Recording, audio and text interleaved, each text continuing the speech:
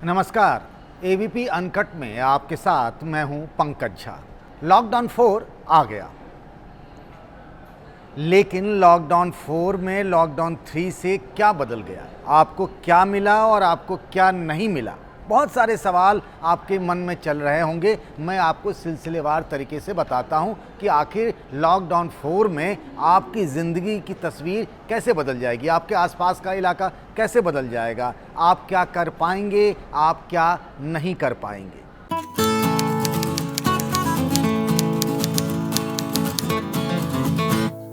तो एक चीज़ तो मान लीजिए कि अगर आप हिंदुस्तान के उस हिस्से में हैं जो रेड जोन कहलाता है, तो फिर बहुत कुछ आपके इलाके में नहीं बदलने वाला है। क्या बदला है? केंद्र सरकार ने जो गाइडलाइन जारी किया है, जो 12 पॉइंट का मेरे पास वो पूरे कागजात हैं जो केंद्र सरकार ने गाइडलाइन जारी किया है, उसमें इस बार पहली बार ऐसा हुआ है कि राज्य सरकारों को बहुत छूट दे दी गई है कि वो अपने अपने हिसाब से ये तय कर लें कि रेड जोन कौन सा होगा, ऑरेंज जोन कौन सा होगा, ग्रीन जोन कौन सा होगा। अब एक बदलाव किया जा रहा है कि रेड जोन में कंटेनमेंट जोन और बफर जोन, ये रेड और ऑरेंज में, ये थोड़ा सा मामला पेचीदा टाइप का आपको समझ में आ रहा होगा, लेकिन आपके इलाके के जो डीएम हैं वो ये तय करके आपको बता देंगे, समझा देंगे और आपको जानकारी मिल जाएगी कि क्या क्या चीज़ें बदल रही हैं। लेकिन मोटे तौर पर मैं ये बता दूं, या फिर जिसकी पिछले कुछ दिनों से चर्चा थी कि ये हो सकता है, जैसे ये बातें चल रही थी कि घरेलू उड़ान यानी डोमेस्टिक फ़्लाइट शुरू हो सकती है कि आप चाहें तो दिल्ली से मुंबई चले जाएंगे फ़्लाइट से, या फिर मुंबई से आप चले जाएंगे गोवा। ऐसा कुछ नहीं होने वाला है। आपने तैयारियां भी देख रहे थे कि एयरपोर्ट पर इस तरीके से तैयारियां हो रही हैं कि अगर फ़्लाइट सर्विस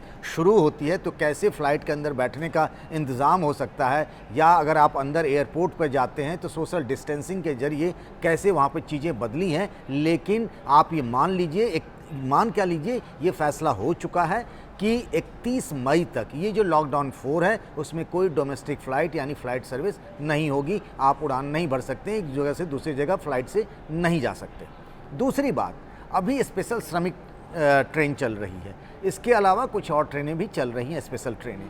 तो क्या लोगों के मन में इस बात की चर्चा थी और लोग ये सोच रहे थे कि कुछ स्पेशल ट्रेन शुरू की जाएगी ताकि लोग एक जगह से दूसरी जगह जा सकते हैं, लेकिन ऐसा कुछ नहीं हो रहा है।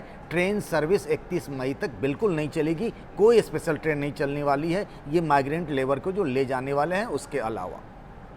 तीसरी चर्चा ये थी कि क्या मेट्रो रेल शुरू होने वाला है फिर से। नहीं, इस तरीके की तस्वीरें आई थी, वीडियो आई थी, ख़ास तौर से अगर हम दिल्ली मेट्रो की बात करें, नोएडा मेट्रो की बात करें, कि वहाँ अंदर में सीट को बैठने का कैसा इंतज़ाम किया गया है कि बीच में एक छोड़ करके फिर दूसरी जगह पैसेंजर बैठेंगे। तो ये चर्चा शुरू हो गई थी कि मेट्रो सर्विस क्या शुरू होने वाली है। केंद्र सरकार ने कह दिया बिल्कुल नहीं, कहीं भी मेट्रो सर्विस नहीं शुरू हो रही है। तो ये 3 बड़े फैसले हैं। लेकिन क्या मिला?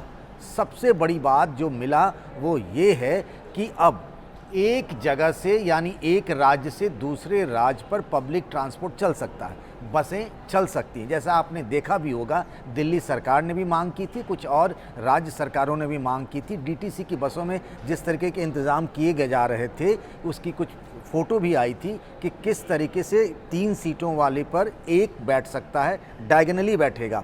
एक अगर लेफ़्ट में बैठेगा तो दूसरे पीछे वाली सीट पर वो राइट में बैठेगा। इस तरीके से डीटीसी की बसें चलेंगी, उसमें 20 मुसाफिर बैठ सकते हैं, पैसेंजर बैठ सकते हैं। ये होगा कि आप कार्ड से पेमेंट करें, आपको सैनिटाइज़र दिया जाएगा वहाँ पर, आप मास्क के साथ चलेंगे बसों में, थर्मल स्क्रीनिंग होगी। ये सुविधा के साथ डीटीसी बसें चलाने की बात हो रही थी। तो ये तय हो गया कि अब एक राज्य से दूसरे राज्य में पब्लिक ट्रांसपोर्ट सेवा शुरू हो रही है, लेकिन इसके लिए दोनों राज्य सरकारों को आपस में सहमति लेनी होगी। एक राज्य के अंदर एक ज़िले से दूसरे ज़िले में क्या जाना संभव हो पाएगा? जी हाँ, बिल्कुल संभव होगा। पब्लिक ट्रांसपोर्ट सर्विस शुरू हो रही है तो आप एक ज़िले से दूसरे ज़िले जा सकते हैं। लेकिन इन सभी में एक शर्त ये है, और वो बेहद ज़रूरी शर्त है, कि अगर आप कंटेनमेंट इलाके में रहते हैं तो आप वहाँ से नहीं निकल सकते हैं। सिर्फ एसेंशियल सर्विसेज वाले, मीडिया के लोग, मेडिकल कर्मी ही वहाँ से बाहर निकल सकते हैं कंटेनमेंट इलाके से। या फिर कंटेनमेंट इलाके में जा सकते हैं। कंटेनमेंट इलाके में कोई बदलाव नहीं किया गया है। बदलाव इतना किया गया है कि राज्य सरकारों को छूट दे दी गई है। और मसलन पहले क्या होता था कि पूरे इलाके को, पूरे ज़िले को मान लीजिए रेड जोन कह दिया जाता था और फिर उस हिसाब से वहाँ सारी एक्टिविटी बंद हो जाती थी। इस बार ऐसा नहीं होने वाला है। जैसे मान लीजिए नोएडा है तो नोएडा के खास इलाके को, किसी सेक्टर के एक हिस्से को आप कंटेनमेंट जोन बना देंगे, बाद बाकी इलाके में एक्टिविटी चलती रहेगी।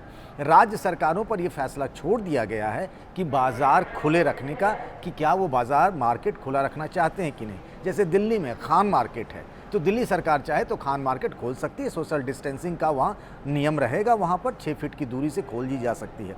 नोएडा में तो अट्टा का बाज़ार खुल सकता है, लखनऊ में तो हज़रतगंज का बाज़ार खुल सकता है अगर वहाँ के मुख्यमंत्री योगी आदित्यनाथ चाहें। लेकिन क्या नहीं खुल रहा है? खुल नहीं रहा तो कोई भी एजुकेशनल इंस्टीट्यूट यानी स्कूल, कॉलेज, यूनिवर्सिटी बिल्कुल नहीं खुल रहे हैं। जिम है वो भले ही रेड जोन में हो ना हो, ग्रीन जोन में हो, ऑरेंज जोन में हो, जिम नहीं खुलने वाले, स्विमिंग पूल नहीं खुलने वाले।